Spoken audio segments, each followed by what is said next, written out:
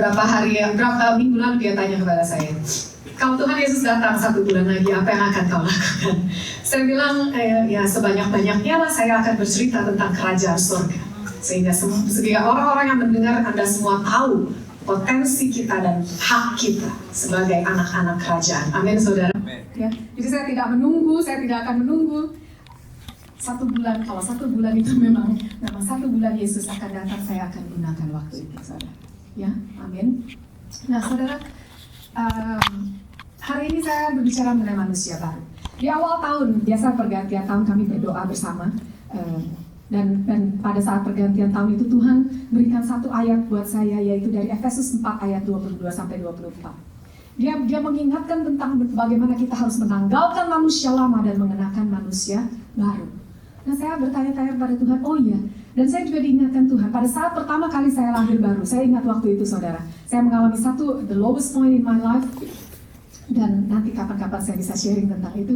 Dan akhirnya saya dipertemukan dengan seorang ibu yang kemudian menjadi mentor kami. Dan pada saat itu ibu sedang puasa untuk pemilu pada saat itu. Jadi dia bilang dia tidak melayani pelepasan.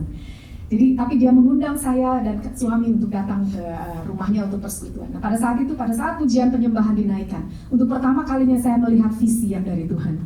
Tuhan berikan visi kepada saya. Pada saat itu saya melihat baju saya compang-camping, saya itu seperti gembel, saudara. Baju saya compang-camping, saya luka-luka gitu. Saya berdiri di depan sebuah rumah yang besar dan di rumah itu sedang ada pesta. Dan kemudian tuan rumahnya, seorang bapak-bapak, kemudian dia keluar ke pintu, dia menghampiri saya. Dia tidak berkata apa-apa, dia melihat saya dan dia panggil salah satu hambanya, dan hamba itu keluar dan dia membawa suatu pakaian putih untuk saya. Itu penglihatan yang saya terima pada saat itu. Dan saat itu juga ibu tahu bahwa kamu tadi sudah tidak perlu dilayani pelepasan lagi, kamu sudah dilepaskan sendiri oleh Tuhan. Amin, saudara. Amin. Jadi Tuhan pada saat itu betapa anugerahnya, kasih karunia-Nya, bahwa saya yang tadinya adalah manusia berdosa, dikatakan bahwa semua manusia telah berdosa dan kehilangan kemuliaan Allah. Amin. Saya yang tadinya manusia berdosa, meskipun gak berdosa-dosa amat loh, saudara. Gak berdosa-dosa banget, kehidupan saya biasa-biasa aja, kehidupan normal-normal. Tapi tetap di mata Tuhan semua manusia sudah berdosa dan kehilangan kemuliaan Allah. Jadi saya itu melihat diri saya seperti dengan baju yang gembel. Karena apa kata firman Tuhan? Tidak ada satupun perbuatan baikmu yang berharga di mata Tuhan. Oh, it's like a filthy rags. Ya, seperti kain yang kotor, kain cemar, saudara. Jadi itu, dan Tuhan memberikan kepada saya jubah yang baru. Tanpa dia interview saya. Dari mana? Habis apa? Mau apa? Kemana? Sama siapa? Dia tidak interview saya. Dia tidak interview kamu sudah doa, sudah puasa, sudah baca firman, kamu sudah melakukan A, B, C, D. Dia tidak interview. Dia panggil hambanya dan dia beri saya jubah yang baru. Nah, jadi di awal tahun ini ketika Tuhan mengingatkan mengenai menanggalkan manusia lama dan mengenakan jubah yang baru, mengenakan manusia baru, saya jadi diingatkan kembali, saudara. Karena ternyata menanggalkan manusia lama dan mengenakan manusia baru is the process. Kita tidak bisa sekali saja berkata, oke, saya sudah lahir baru dan sekarang saya adalah believers, and then that's it. No, but it is a process. Dan hari ini kita akan belajar, kita akan melihat sampai di mana proses kita, saudara. Amin. Saudara yang siap belajar katakan amin. So fasten your seat belt.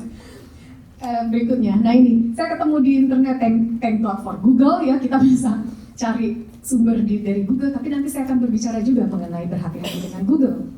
Nah, saudara bisa lihat bagaimana itu ya, jubah yang lama kemudian digantikan dengan jubah yang baru. Saya luar biasa, saudara. Saya bisa ketemu image ini kemarin pada saat saya mempersiapkan PowerPoint. Ya, nah kita ini, saudara, adalah manusia roh. Yang percaya katakan amin. Yang mengerti katakan amin. Katakan kiri kananmu, saya adalah manusia roh, kamu adalah manusia roh. Nah, saudara, kalau pernah ingat Pak Berna pernah ajarkan, manusia itu terdiri dari spirit, soul, and body. Ya, kita terdiri dari 3 komponen. Roh, jiwa, dan tubuh. Nah, pada saat kita lahir baru terima Yesus, roh kita itu 100% sempurna. Amin, saudara. Pada saat itu terjadi pertukaran instan, ya. Saudara langsung saudara sempurna 100%. Roh saudara adalah sama seperti roh Yesus. Yang yes cuma 1-2 orang. Saya katakan sekali lagi, pada saat saudara terima Yesus sebagai Tuhan dan Juru Selamat, roh saudara 100% sempurna, roh saudara sama seperti roh Yesus. Roh Yesus yang berjalan di atas muka bumi 2000 tahun yang lalu itu, that is you. Nah, tinggal masalahnya adalah your soul and your body, yaitu yang harus diperbarui saudara, yang terus harus diperbarui. Nah, sayangnya saudara, kebanyakan dari believers berhenti pada saat dia lahir baru. Dan dia tidak memahami dan tidak menghayati bahwa sekarang dia adalah manusia roh. Sehingga yang ada adalah pada saat kita ketemu believers, kemudian kita berbicara, kemarin gue mimpi begini-begini, Tuhan kasih saya bunga, kemudian Tuhan berkata jangan takut, kemudian waktu saya bangun saya berbunga-bunga. Pada saat kita berbicara seperti itu, orang mungkin mulai berpikir, oh ya, puji Tuhan. Tapi kemudian kalau besoknya dia mimpi lagi, dia bilang, kemarin saya mimpi lagi, saya ada di gunung, saya melihat ke bawah, terus rasanya saya takut, tapi Tuhan berkata jangan takut. Kemudian dia share lagi ke temannya. Temannya mulai mikir, ini orang mimpi melulu. Mimpi melulu. Dan padahal temannya believers juga. Tapi itu yang terjadi saudara. Kita mulai merasa anti dengan hal-hal yang roh. Kita mulai merasa risih pada saat orang berkata, berbicara, bersaksi tentang sesuatu yang berbau roh. Mungkin pada saat seorang seperti Kak Lina bersaksi di depan, kita mungkin mulai merasa, masa iya atau apa gitu. Kita mulai anti dengan hal-hal yang berbau roh. Padahal kita adalah manusia roh. Tapi karena kita begitu lama ada di dunia ini, apalagi kalau kita ada di tengah-tengah non-believers, ya, yang mereka mengandalkan logika, yang mengandalkan senses, mengandalkan evidence, mengandalkan facts, kita mulai menjadi merasa seperti orang asing. Kita menjadi alien. Pada saat kita melihat orang, kita ketemu orang di kantor, katakan, wah kenapa matanya kok bengkak? Oh iya, conjunctivitis dan sebagainya. Kamu jangan deket-deket ya. Oh iya. Kemudian apa? Respon kita apa? Kita akan bilang, oh iya, kamu jangan makan udangmu dulu, atau kamu jangan makan ini dulu, kamu ke dokter ini, kamu coba obat ini, dan sebagainya. Betul? Betul? Respon yang keluar dari kita adalah respon yang sayangnya tidak berbeda dengan manusia yang bukan manusia roh. So why is that? Kenapa itu? Karena kita mulai lupa dengan identitas kita. Slide yang berikutnya. Kita baca dulu saudara. Yuk kita baca bersama. Yaitu bahwa kamu berhubung dengan kehidupan kamu yang dulu harus menanggalkan manusia lama yang menuju kebinasaan oleh nafsunya yang menyesatkan. Supaya kamu dibaharui di dalam roh dan pikiranmu. Nah, sampai di sini berhenti sebentar saudara. Di dalam terjemahan bahasa Indonesia dikatakan roh dan pikiran, tapi di dalam King James Version dikatakan the spirit of your mind. The spirit of your mind. Jadi penekanannya adalah bukan lagi di dalam roh. Karena tadi seperti di awal saya sudah kemukakan, roh kita sudah sempurna. But your mind is the problem, the source of problem. Ya, sumber permasalahan dalam kehidupan kita itu sebetulnya ada di pikiran kita. Sama seperti tadi Kak Lina bilang, wah divonis dokter seperti ini, kemudian pikirannya bermain, wah berarti betul tidak ada harapan, dokter aja udah nyerah, kita mau percaya ada siapa, dokter aja udah nyerah gitu ya. Jadi semuanya ada di pikiran, tapi kalau saudara mau bertahan, minggu lalu Pak Bernard bilang, selama Tuhan belum pensiun jadi Tuhan, masih ada harapan. Pada saat ini saudara, saya merasakan saya melalui sebuah proses di mana semua yang saya pahami, semua yang saya kira itu bisa menjadi kekuatan saya itu sedang digoncang, saudara. Digoncang, shake, sampai rontok semuanya, sampai yang tertinggal adalah apa yang tidak bisa tergoncang, yaitu firman Tuhan. So you gotta feed your spirit, you've gotta feed on you've gotta feed on God's word. Karena dikatakan semua akan berlalu tapi firman Tuhan tinggal tetap. Nah kalau saudara tidak punya deposit firman Tuhan, pada saat semua itu digoncang, your ideology, your knowledge, your understanding, ya your belief system, pada saat itu semua digoncang, apa yang tertinggal saudara? Gak ada. Habis, gak ada. Akhirnya kita akan terhempas dan kandas sama seperti orang-orang di luar sana yang tidak punya Tuhan. Amin saudara. Lanjut. Dan mengenakan manusia baru yang telah diciptakan menurut kehendak Allah di dalam kebenaran dan kekudusan yang sesungguhnya. Saudara lihat yang di highlight kuning dan ya, menanggalkan dan mengenakan. Di sini ada proses aktif saudara. Pada saat kau lahir baru, rohmu 100% sempurna, tapi untuk menanggalkan manusia lama itu butuh engkau yang menanggalkan. Butuh engkau, saudara. Butuh effort, butuh usaha, kadang-kadang perlu strategi. Saya ingat pada waktu itu saya harus ronsen ya saudara ya. Itu karena di tangan sini ada apa sih namanya yang untuk infus itu. Jadi mau buka baju gitu nggak bisa gitu saudara. Sampai saya tanya sama orangnya, can you please help me? Terus dia bertanya, why do you need help? Gitu. Dia bingung, terus saya pikir ya ampun, kok nggak ada kasihan-kasihannya banget. Saya bilang karena ini loh nih nggak bisa nekuk gitu ya. Jadi kadang-kadang sesuatu yang very simple ya saudara, ya mungkin you take it for granted setiap hari saudara buka jumper gitu gampang ya. Tapi pada saat kau tidak bisa buka sendiri, kadang-kadang ternyata perlu bantuan orang. Kadang-kadang ternyata perlu teknik. Kemudian ada satu nurse datang, kemudian dia kasih tahu saya, oh bukanya dari sini dulu. Oh ternyata benar saudara, ternyata kalau tekniknya betul itu buka bisa gitu gampang. Jadi ada satu proses di mana engkau harus punya effort.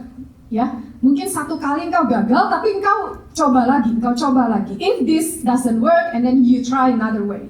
If that doesn't work, you try another way. So that's why I call it a process. Tidak hanya satu kali saja. Nah, sudah ditanggalkan saudara, engkau harus mengenakan. Jadi engkau menanggalkan manusia lama, tapi engkau harus mengenakan manusia baru. Loh, kenapa harus mengenakan manusia baru? Ya, karena engkau manusia spirit, tapi engkau ada di dunia materi, ya. Saudara takut? Saudara gimana perasaannya? Misalnya Bu Susi, kira-kira kalau Bro Widharma gitu bisa tembus tembok, tiba-tiba dia ada di mana-mana gitu ya. Kan merinding juga ya saudara ya, gitu ya, repot juga gitu.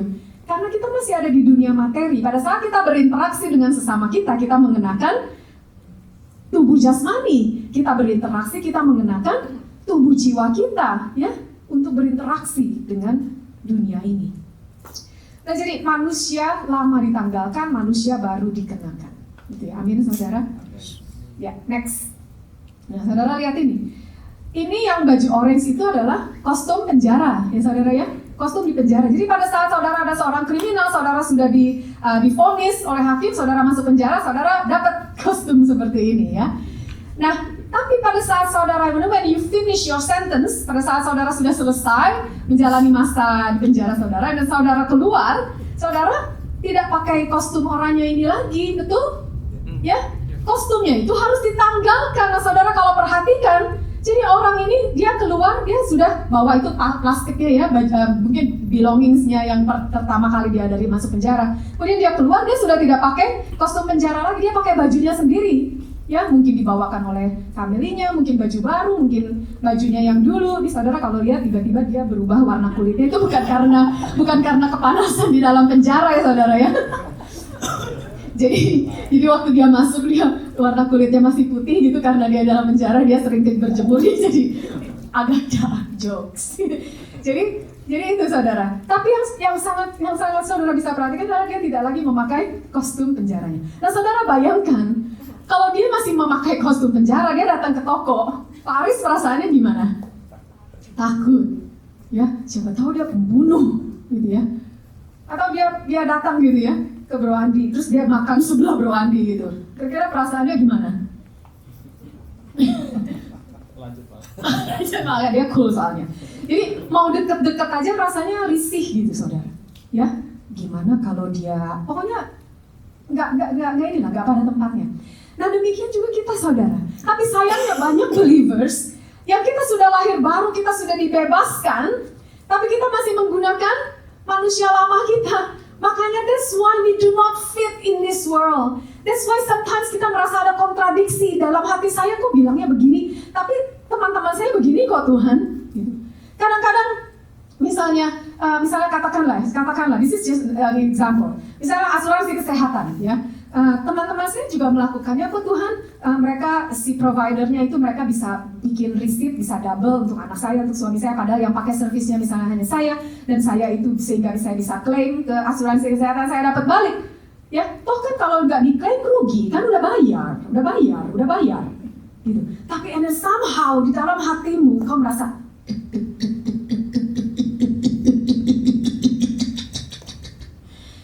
deg-degan saudara. Kenapa?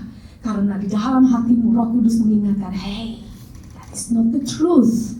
You are not telling the truth. You are compromising with this world. You are compromising with the world system. Ya, karena Roh Kudus mengingatkan. Tapi ini kemudian manusia lama saudara berpikir, tapi kan saya memang udah bayar, saya nggak nipu loh, ini duit saya sendiri, saya bayar premi lancar setiap hari, setiap bulan, dan ini udah mau akhir tahun, saya belum klaim, jadi nggak kenapa-napa dong, gitu. Nah makanya itu saudara, karena saudara masih mengenakan kostum manusia lama, tapi saudara tinggal di dunia ini, ya, sehingga you don't feel that you fit in this world, gitu saudara. Karena itu saudara harus tanggalkan itu dan harus saudara kenakan manusia baru. Amin saudara. Ya. Nah di slide berikutnya Pak Irwan, thank you. Roma 3 ayat 23, yuk kita baca sama-sama. Karena semua orang telah berbuat dosa dan telah kehilangan kemuliaan Allah. Ya. Dan upah dosa itu adalah maut. Nah itu kita. Ya, pada saat kita tadi masih pakai baju orange. Jadi sebelum baju orange kita udah divonis dosa, maut. Akhirnya kita masuk ke dalam penjara tuh. Tapi kemudian syukur kepada Allah, at some point in our life kita ketemu Tuhan Yesus. Ya, kita ketemu Tuhan Yesus. Sehingga Tuhan Yesus itu our Savior, juru selamat. Dia yang tidak mengenal dosa telah dibuatnya menjadi dosa karena kita, supaya dalam Dia kita dibenarkan oleh Allah. Jadi pada saat kita ketemu Yesus, Tuhan Yesus bilang, sini, saya yang tanggung. Sehingga kamu bisa lepaskan jubah itu dan kamu sekarang, and then you can walk free. Ya, you can walk as a free man now.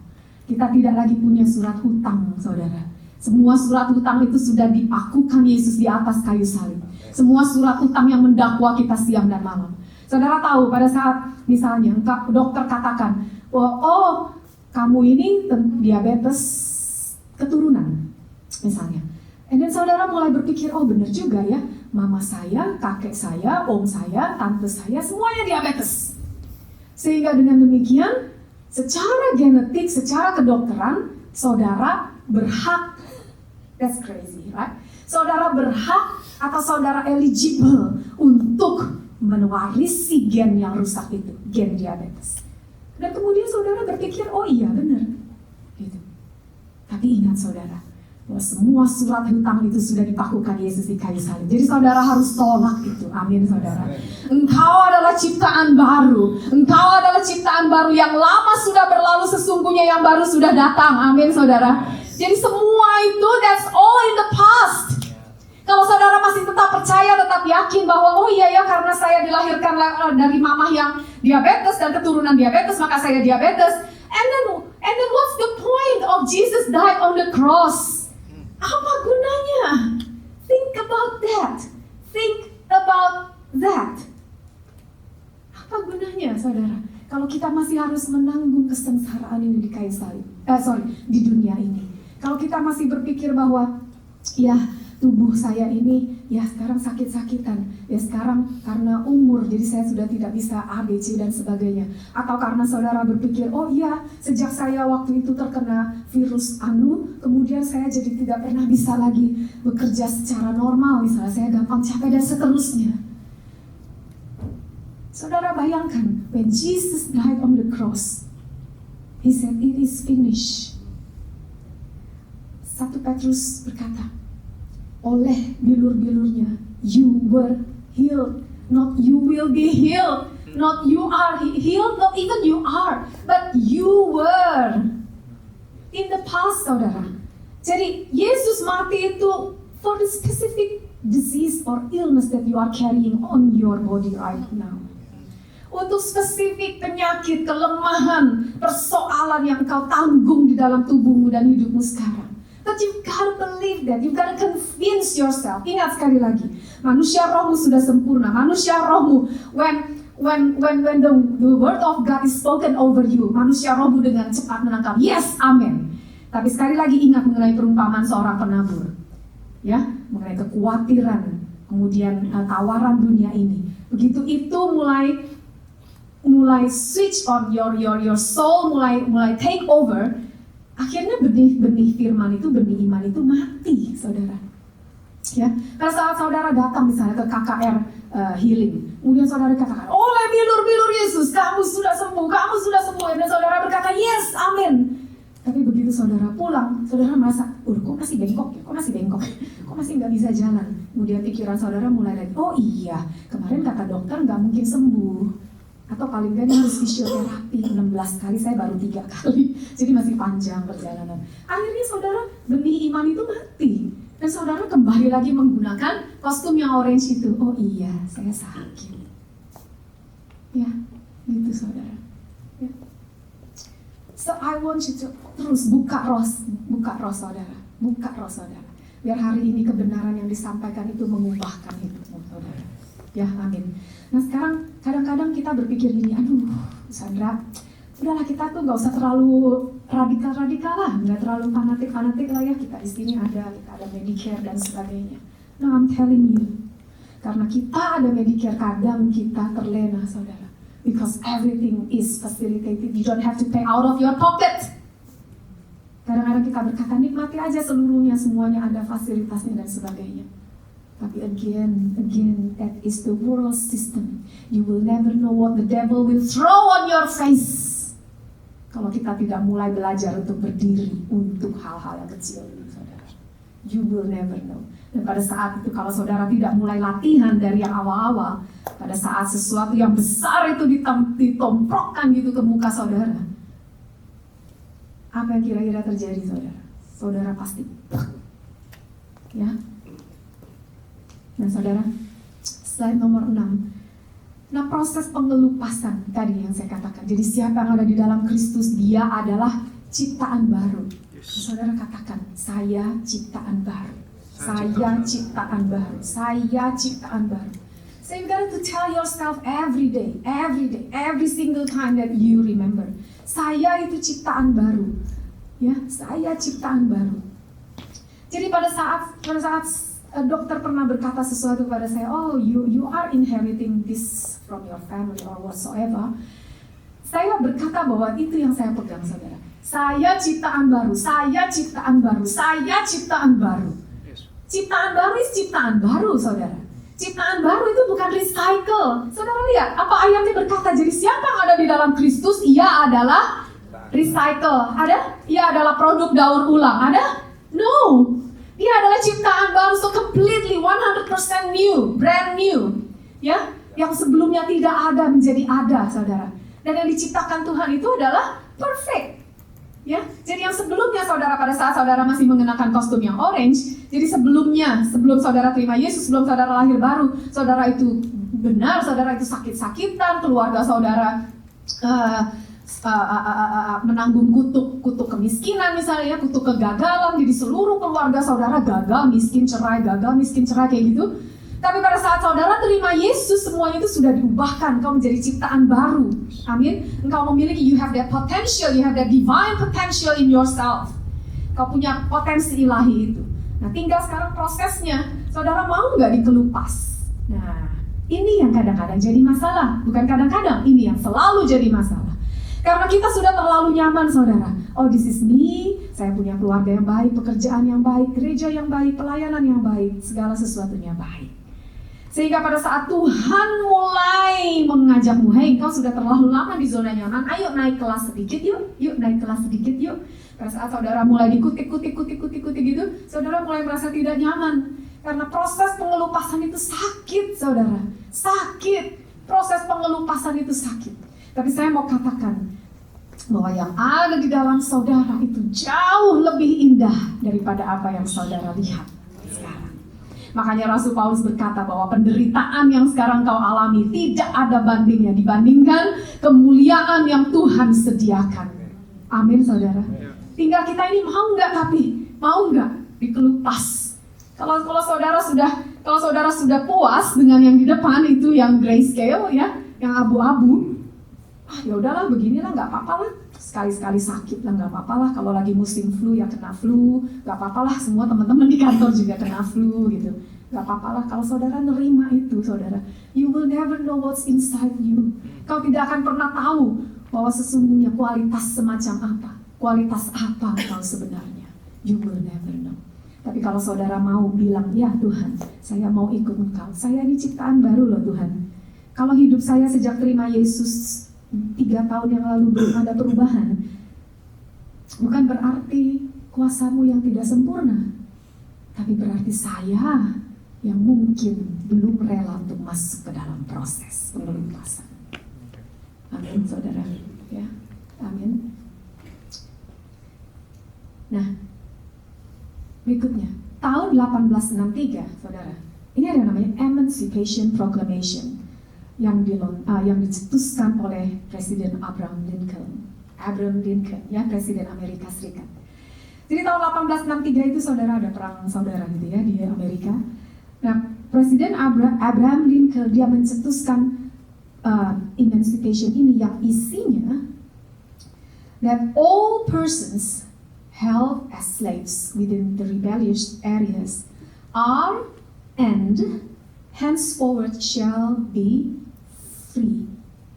Jadi lewat deklarasi ini, saudara, semua slaves yang ada di Amerika pada saat itu dinyatakan bebas. Semua slaves itu dinyatakan bebas, saudara. Lihat ya, ada itu contohnya keluarga slaves. Dan saudara tahu, budak itu nggak digaji, budak itu nggak punya hak, budak itu nggak punya timetable, ya. Saya maunya kerjanya 9 to 5 gitu, nggak ada. Seluruh hidupmu adalah punyanya majikanmu, itu budak. Amin, saudara. Nah, sejak Presiden Lincoln ini mencetuskan, jadi semua budak-budak itu dinyatakan merdeka. Jadi mereka sudah tidak perlu lagi menjadi budak, ya, tidak perlu lagi hidup di dalam perbudakan.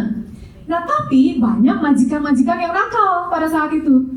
Jadi budak-budaknya nggak dikasih tahu, dan dulu belum zaman internet, saudara, belum zaman Facebook. Jadi mereka nggak tahu apa yang terjadi di luar sana, ya. Kalau saudara bayangkan mereka masih hidup di perkebunan, bekerja siang malam bekerja, malamnya cuma tidur, pagi bekerja lagi gitu sampai malam gitu ya. Belum zaman Facebook, belum zaman internet. Jadi mereka tidak tahu apa yang terjadi di luar, sehingga mereka bisa dibodoh-bodohi. Jadi dikatakan kamu budak, kamu milik saya. Nah, itu yang terjadi sekarang dengan kita, saudara, dengan believers. Terutama kalau saudara tidak baca Alkitab, saudara tidak tahu apa janji Tuhan untukmu, saudara tidak tahu statusmu, saudara tidak tahu hakmu sebagai anak-anak kerajaan. Ya. Dan apa yang dilakukan si jahat hari-hari ini adalah dia berusaha sedemikian rupa untuk menutup-nutupi. Amin, saudara. Yang dikatakan, yang didengung-dengungkan kepada saudara, bahkan sering disampaikan dari mimbar adalah, Lord, I have nothing, I can do nothing. Ya, I am nothing. Betul, saudara? Belakangnya biasanya ada sesuatu yang lebih rohani lagi. But with you, I can do everything. Tapi kadang fokus kita adalah, Lord, I am nothing, I have nothing, I can do nothing. Lord, I am nothing, I have nothing, I can do nothing. Kadang-kadang di belakangnya lupa. But with you, I can do everything. Karena, saudara, kalau saudara benar mau, tapi Bu Sandra, saya setuju banget dengan yang tadi. I am nothing, I have nothing, I can do nothing, but with you I can do everything. Fine, okay. If you want to believe that, that's fine, because that's true. That's true, benar Tuhan, benar saudara. Tanpa Tuhan kita nggak bisa berbuat apa-apa. Yohanes 15 berkata, akulah pokok anggur dan kamulah carangnya. Di luar aku, kamu tidak bisa berbuat apa-apa. Nah, tapi kalau mau saudara berada di sini, saya akan tarik saudara untuk masuk ke dalam sisi yang sini, yaitu berarti Filipi 4 ayat 13. I can do everything through Christ who strengthens me. Amin. I can do all things through Christ who strengthens me.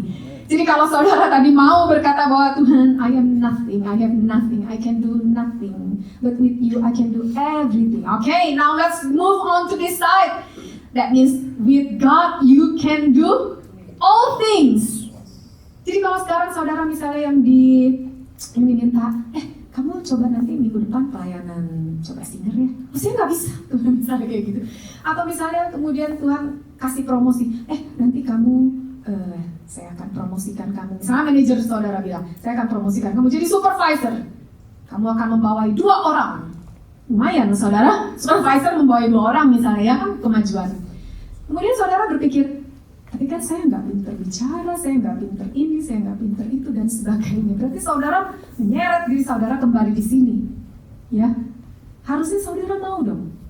Kalau saudara percaya I am nothing, I have nothing, I can do nothing, but with God I can do everything. So dan ketika Tuhan tarik engkau ke sini, mulai sekarang Julius, mulai sekarang engkau menjadi bukan Julius, mulai sekarang engkau menjadi ketua profesional muda di IFC.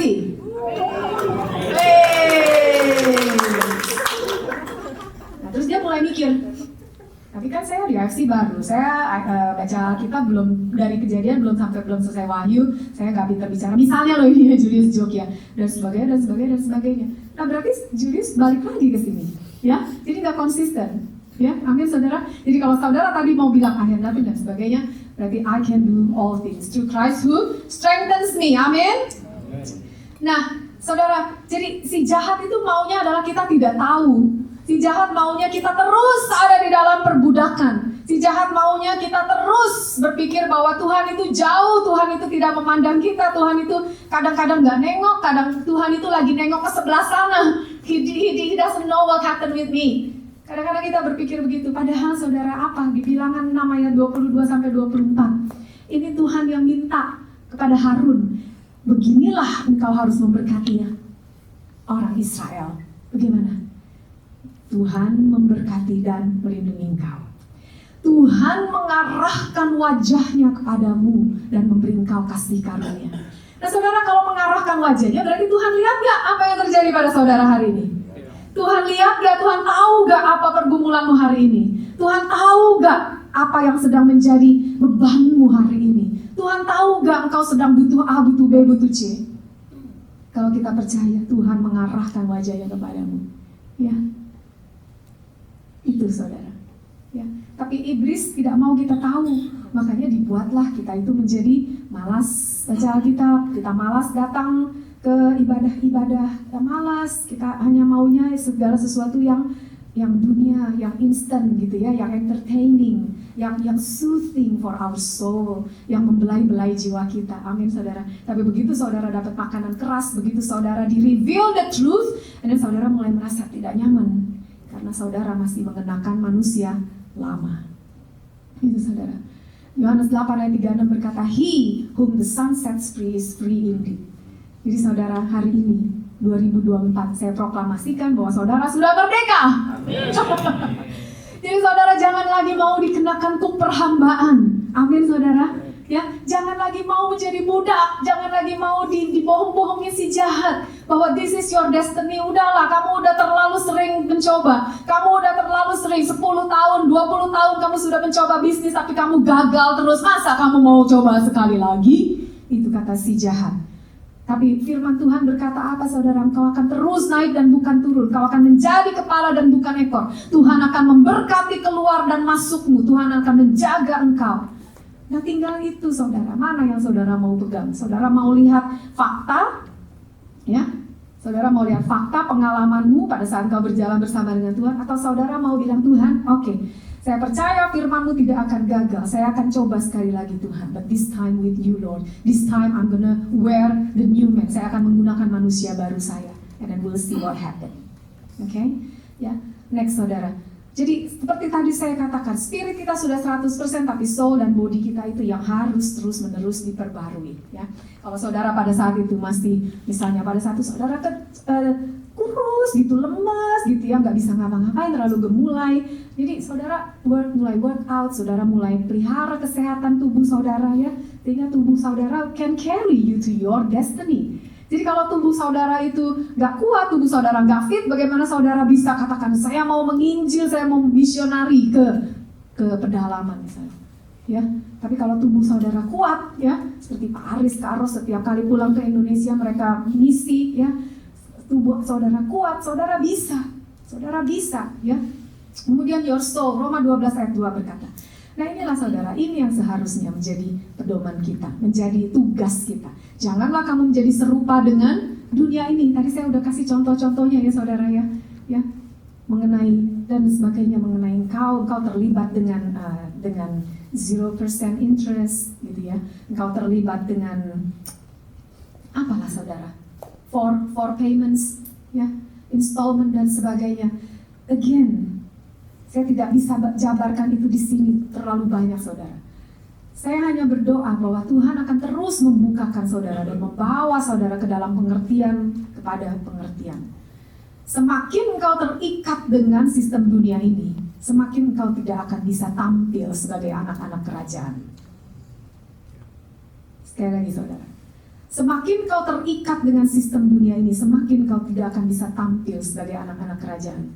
Karena bagaimana Tuhan mau membedakan engkau kalau your belief system, ya, and then your source, and then everything, your provisions berdasarkan berasal dari sistem dunia ini. Jadi kalau engkau mau diangkat Tuhan sebagai duta besar kerajaan sorga, 1 Petrus berkata, engkaulah bangsa yang kudus, imamat yang rajani, umat kepunyaan Allah sendiri. Itu luar biasa loh, saudara. Itu luar biasa. Bangsa yang kudus, imamat yang rajani, engkau imam dan engkau raja, umat kepunyaanku sendiri. Tapi kalau saudara tidak mau melepaskan diri dari sistem dunia, saudara masih mau bergantung kepada sistem dunia, saudara tidak bisa berkata seperti itu. Saudara tidak bisa datang kepada orang pada saat orang itu sakit dan kau berkata, you are healed. Karena saudara sendiri masih mengandalkan sistem dunia. Misalnya, saudara tidak bisa berkata bahwa engkau akan terus naik, engkau akan berhasil di dalam pekerjaanmu. Kalau saudara sendiri bahkan masih tidak punya integritas di tempat kerja saudara, saudara masih tetap seperti teman-teman pulang lebih awal, datang lebih telat, saudara ikut-ikut aja. Toh yang lain juga begitu, why should I bother? Ya, saya pernah punya teman kerja di call, saudara. Dia bilang sebagai anak Tuhan, di awal-awal dia menderita karena dia melihat teman-temannya sepanjang kerja, gak kerja betul-betul, banyak ngobrolnya, kemudian banyak segala macamnya lah ya, yang gak baik gitu, saudara. Sebagai anak Tuhan dia menderita. Tapi itu terjadi hanya beberapa saat lamanya. Karena kemudian lama-lama dia jadi berpikir, jangan-jangan gua doang yang aneh, jangan-jangan gua yang aneh, ya, jangan-jangan gua yang aneh, dan kemudian dia mulai luntur dan dia kemudian terserap ke dalam sistem dunia ini, gitu, saudara. Jadi berubahlah oleh pembaruan budimu sehingga kamu dapat membedakan manakah kehendak Allah, apa yang baik, yang berkenan kepada Allah dan yang sempurna. Nah, saudara, manusia hidup bukan dari roti saja, melainkan dari setiap firman yang keluar dari mulut Allah. Itu berbicara mengenai firman yang tertulis, saudara, di Alkitab, dan firman yang Tuhan berikan kepadamu secara spesifik setiap hari. Amin, saudara. Amin, saudara. Nah, saudara, beberapa dari saudara bertanya, apa benar masih bisa kita mendengar suara Tuhan? Kenyataannya bisa. Kalau saudara tadi ingat bahwa kita adalah manusia roh. Nah, itu dia sekali lagi, saudara. Makanya saya bilang saya rindu ya. Saya rindu di gereja ini setiap minggu kita akan buka altar ini untuk saudara bersaksi. 5 menit. Saudara, 5 minutes. Tidak perlu yang recent. Kejadian 15 tahun lalu, kejadian 7 hari yang lalu, kejadian tadi pagi, terserah. Saya suka cita sekali minggu lalu Bro Andi udah mulai ya. Dia mau mulai WL, tiba-tiba dia bersaksi. Kemudian hari ini ada Kak Lina. Saya pikir, wah Tuhan, sebelum saya ngomong Tuhan udah gerakan duluan. Puji Tuhan. Saya mau itu, saudara, saya rindu itu. Karena itu menunjukkan bahwa Tuhan itu bekerja, Tuhan itu masih bekerja, Tuhan itu hidup. Tuhan yang kita sembah di tempat ini Tuhan yang hidup, bukan Tuhan sejarah. Amin, saudara. Jadi saudara, ayo, saudara kalau punya kesaksian, ya hubungi Pak Erwan, hubungi Bro Malvin ya, mereka koordinator ibadah raya. 5 minutes, Bud. Ya, 5 minutes dong, jangan lebih, saudara. Karena 5 menit itu saya rasa cukup. Jadi saudara fokus, apa permasalahanmu, kemudian apa janji yang kau dapat, firman Tuhan apa, kemudian and then apa efeknya, apa hasilnya, what's the result, that's it. Oke, saudara? Ya, dan kita akan lihat. Dan saudara tahu, saudara tidak akan pernah tahu kesaksianmu itu akan bisa menolong siapa. You will never know. Saya cerita sedikit, saudara. Beberapa waktu yang lalu,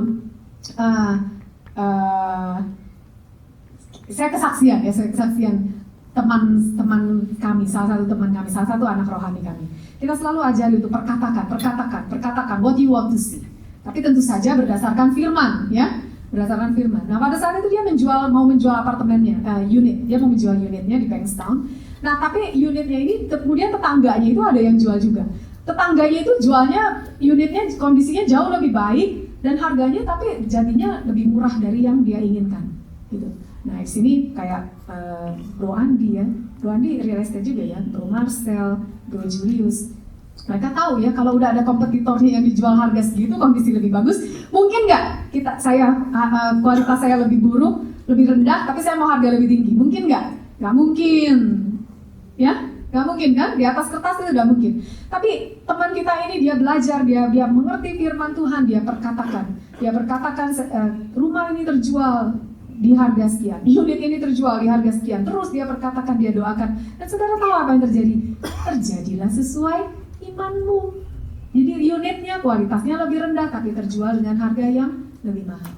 Nah suatu hari kami cerita tentang ini di meja makan, cerita kepada seorang teman kami juga. Nah teman kami ini somehow menangkap, dia menangkap dan kemudian dia jadi imannya bangkit. Dan akhirnya dia pun mengalami breakthrough yang sama, saudara. Sedang menjual ya, kualitasnya seperti demikian dan terjual dengan harga yang baik, dengan harga sesuai dengan yang mereka inginkan. So you will never know kesaksianmu itu akan memberkati siapa. Maybe tidak memberkati orang yang mendengar saat itu, tapi mungkin orang itu akan cerita dan dia akan memberkati orang lainnya. Ya, karena saudara ingat, makanya tadi saya bilang apa yang terjadi, dan firman Tuhan apa? Nah, yang bergerak itu adalah firman Tuhan, because the word of God is a spirit. Ya, karena firman itu adalah roh, jadi roh itu yang akan bergerak dan membangkitkan kesaksian lainnya. Nah, jadi saudara bersyukur sekali di tempat ini kita ada program Faith Comes by Hearing. Ya, bersyukur sekali Pak Erwan ya dengan setia ya sudah berapa bulan kita berjalan Pak Erwan? Sekian bulan ya. Mulai September luar biasa saudara. Mulai September ya. Jadi kita baca setiap hari ya, hari ini 1 Korintus 10 ya, Pak Herman. Kita baca setiap hari sehingga kita sebagai satu tubuh Kristus, kita belajar hal yang sama. Jadi pas ketemu, saudara mungkin selama seminggu itu atau pas hari itu, saudara mungkin dapat sesuatu, jadi saudara bisa share tentang itu. Ya, gitu saudara. Nah jadi sekali lagi manusia hidup bukan dari roti saja tapi dari setiap firman yang keluar. Nah saudara tidak perlu harus lewat aplikasinya, saudara bisa pakai Alkitab yang manual ya, saudara bisa pakai apps, apapun terserah, tapi saudara baca Alkitab. Amin. Karena kalau saudara tidak baca, iblis hanya akan membohongimu sehingga kamu tidak tahu hakmu, kamu tidak tahu statusmu, sehingga kamu seperti budak-budak tadi ya. Sebetulnya udah zaman merdeka, tapi dia masih berpikir bahwa dia adalah budak. Amin saudara. Nah, berubah oleh pembaruan budimu juga berbicara mengenai hati-hati saudara dengan when you feed your mind, ya, when you feed your soul. Tidak hanya berarti mengenai entertainment is good untuk refresh your soul, tapi juga mengenai informasi dan pengetahuan saudara. Kadang-kadang banyak sekali pengetahuan di Google yang akhirnya membuat kita jadi keluar dari firman Tuhan. Contoh misalnya saudara misalnya punya simptom, misalnya perut saudara, katakanlah perut saudara itu sakit banget, sakitnya sebelah kanan, kemudian saudara demam tinggi, kemudian saudara rasanya mau muntah. Nah saudara belum ke dokter, saudara apa? Biasanya kebanyakan orang adalah cari Google, ya, symptoms checker, cari, wah, usus buntu. Ternyata usus buntu, gue kayaknya usus buntu loh, gitu. Kemudian keluar dari mulut saudara. Ingat, hidup dan mati dikuasai oleh lidah. Barang siapa suka menggemakannya akan memakan buahnya. Jadi itu mulai keluar dari mulut saudara. Kemudian saudara mulai berpikir lagi, oh iya gue nggak boleh begini, dan seterusnya. Sehingga bukannya firman yang tampil, tapi yang tampil adalah buah pengetahuan yang baik dan yang jahat. Saya ingat begini saudara. Waktu saya masih di Indonesia, saya tuh ingat suatu hari saya lihat TV. Kemudian di TV itu ada berita, ya. Beritanya adalah bahwa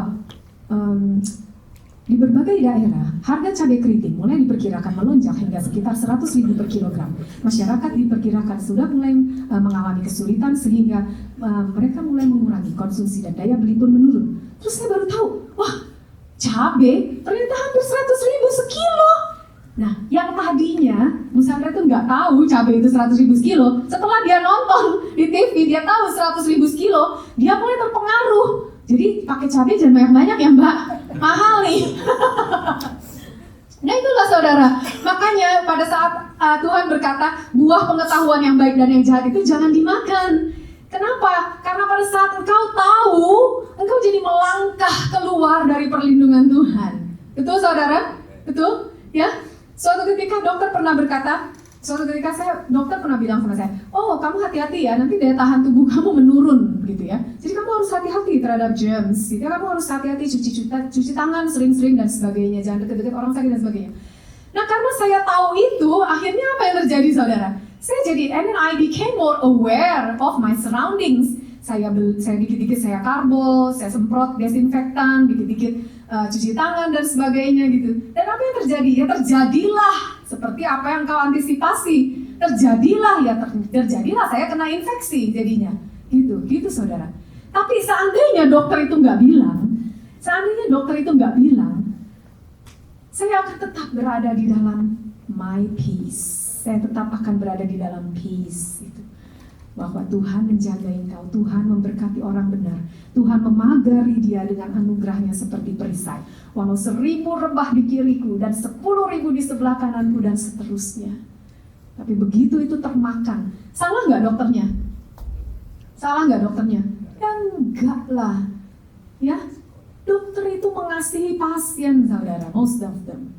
Dokter itu mau yang terbaik buat pasiennya, tapi again yang diberitakan adalah buah pengetahuan baik dan jahat. Kita punya sesuatu yang lebih luar biasa saudara, sesuatu yang tidak akan tergoncangkan, yaitu firman Tuhan. So stay in the word of God, abide in Him. Ya, jadi hati-hati saudara dengan pengetahuan-pengetahuan di luar sana. Jadi berikutnya, nah saudara, saya tidak akan punya banyak waktu untuk menjelaskan semuanya. Tapi saudara, saya rindu saudara itu belajar kitab Efesus. Ya, saudara pelajari kitab Efesus. Karena kitab Efesus itu bercerita mengenai karya keselamatan dan kehidupan kekristenan. Bukan secara untuk individu, tapi untuk tubuh Kristus. Jadi luar biasa saudara, indah sekali.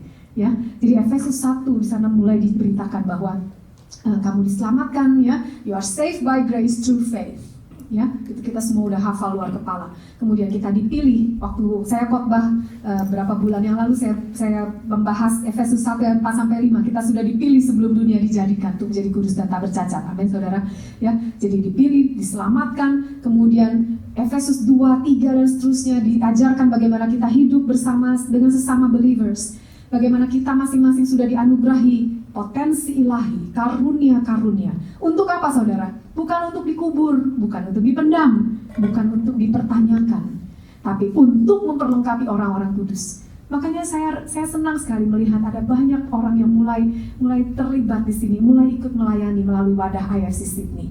Ya, sehingga pada saat saudara mulai melayani, waktu itu Bro Andi dan Lady, ya, mereka, ya saya mau jadi panitia Natal. Itu luar biasa saudara.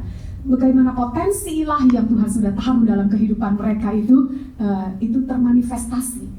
Kalau mereka tidak take the chance, tidak take the opportunities, mereka tidak akan pernah tahu bahwa mereka bisa. Dan sekarang mereka sudah di sini, ya. Sehingga berikutnya pada saat kita assign mereka untuk menjadi ketua retret, mereka sudah bilang yes Lord. Jokes.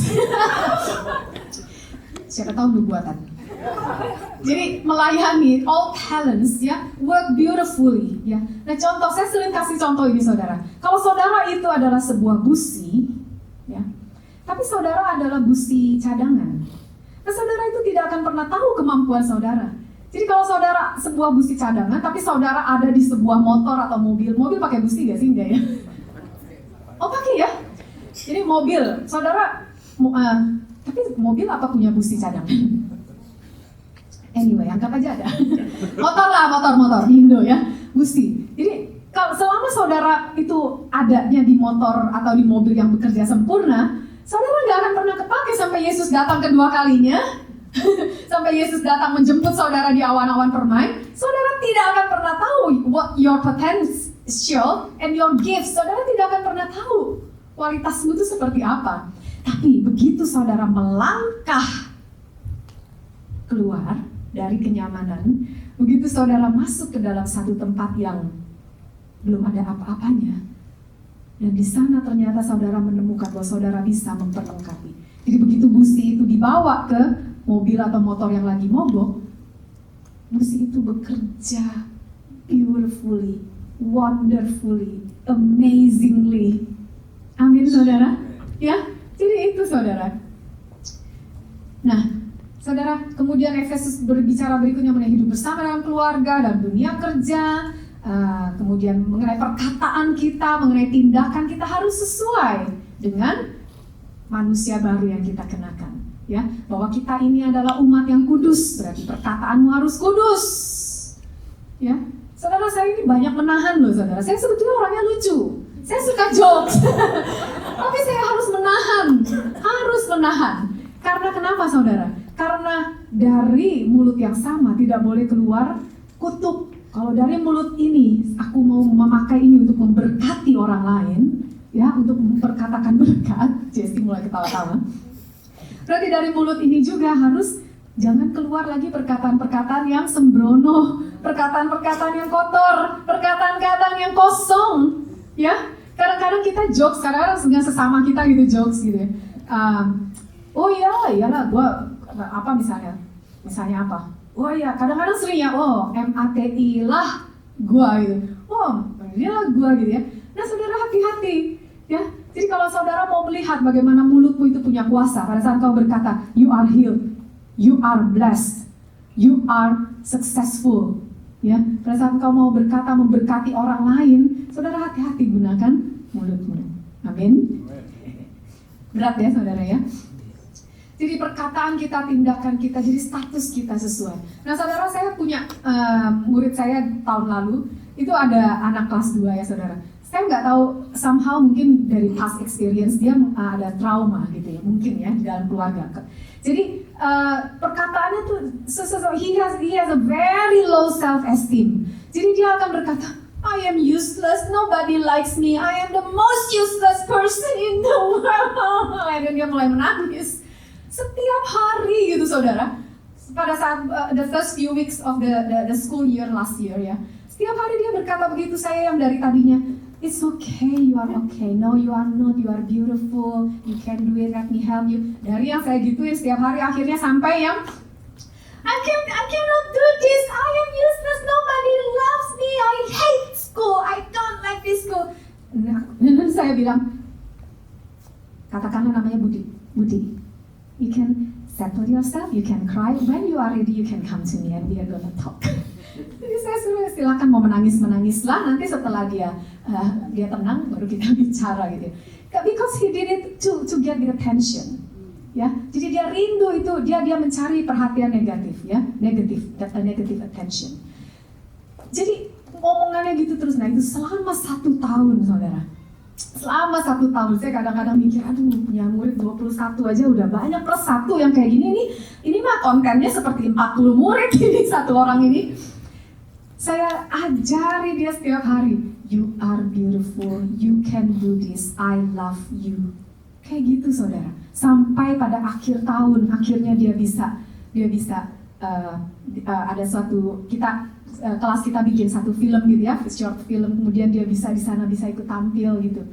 Kemudian saya bilang di sini, lihat tuh, dulu kamu begini-begini ya, sekarang kamu udah bisa begini-begini ya, gitu ya, udah bisa gini.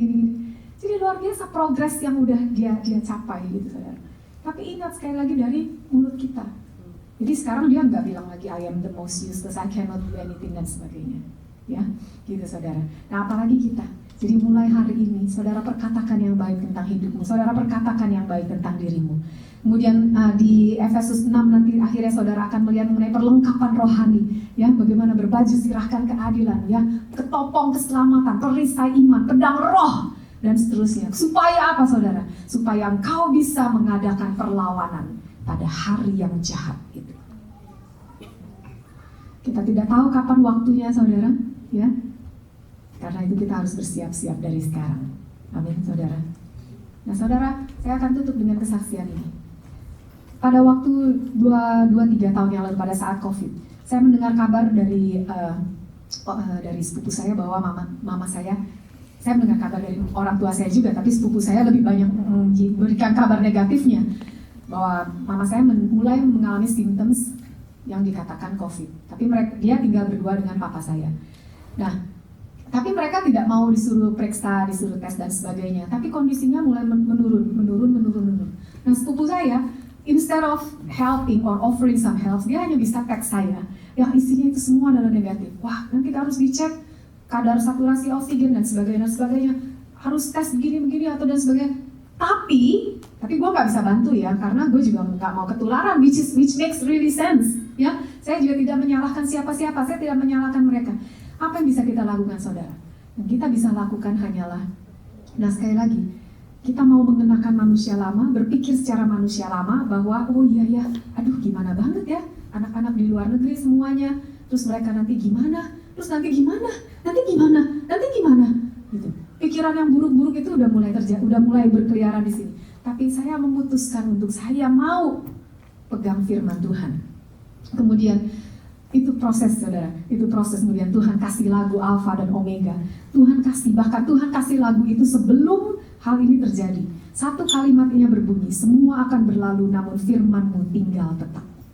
Ya, jadi kemudian saya buat lagu itu, dan pada saat itu sudah mulai jadi, itu ternyata kemudian saya dengar tadi kabar tentang mama itu. Jadi akhirnya saya perkatakan firman. Makanya tadi, perkenakanlah seluruh perlengkapan rohani, ya, seluruh senjata Allah. Saya perkatakan firman, saya bilang orang benar tidak akan ditimpa oleh bencana apapun. Itu Tuhan kasih, saudara. Makanya manusia hidup tidak hanya dari roti. Manusia hidup bukan hanya dari fakta yang ada di dunia ini. Di dunia ini berkata sekian juta orang sudah meninggal karena COVID. Tetangga-tetangga, saudara-saudara, teman-teman itu banyak yang meninggal karena COVID. Ya, tapi saya memilih untuk percaya kepada firman. Semua akan berlalu, namun firman Tuhan tinggal tetap. Karena pada saat itu lagi banyak tentang COVID. Apa pada saat itu COVID Delta. Jadi makanya Tuhan kasih tahu semua akan berlalu, tapi firman-Ku tinggal tetap. Sebab Dia adalah Alfa dan Omega. Makanya lagu itu kami beri judul Alfa dan Omega. Nah, akhirnya keadaannya semakin menurun, tapi setelah saya mendapat spesifik ayat itu, orang benar tidak akan ditimpa bencana apapun, dan itu mulai kita deklarasikan. Akhirnya kondisi mama tiba-tiba gitu. Tiba-tiba berangsur baik, dan dia hidup sampai sekarang. Dia sekarang lagi ada di Sydney sama koko saya. Gitu, saudara, ya. Dan setiap hari kami deklarasikan bahwa kami bawa seluruh keluarga kami. Pada saat itu saudara mungkin pasti masih ingat ya, betapa masa-masa itu lockdown ya, dan seterusnya, betapa mencekam sekali ya. Dan banyak saudara kami kan, keluarga kami yang di Indonesia, di sana di sini. Tapi kami hanya bisa berdoa, Tuhan, kami bawa keluarga kami masuk ke dalam rumah kami, dan di rumah kami ada tanda darah anak domba. Ada tanda darah anak domba, maka seisi rumah kami pun akan terhindar dari maut, dari malapetaka. Itu yang kami deklarasikan terus, saudara. Nah, pada saat kami share ini, ada satu teman kami juga di persekutuan kami dulu, dan dia juga nangkep ini. Dia tangkap, kemudian dia juga deklarasikan itu untuk keluarganya. Dan kebetulan pada saat itu kakaknya di Jepang juga terkena COVID. Dan saudara tahu apa yang terjadi? Kakaknya pun itu sembuh. Jadi gitu, saudara. Nah, tadi sekali lagi saya bilang, kenapa saya rindu kita semua ini mengerti posisi kita dan status kita mengenakan manusia baru. Karena saudara tidak tahu when you have to stand, maybe not for yourself, but for your loved ones. Ya, amin, saudara, buat orang-orang di sekeliling saudara. Yuk saya minta worship team kembali.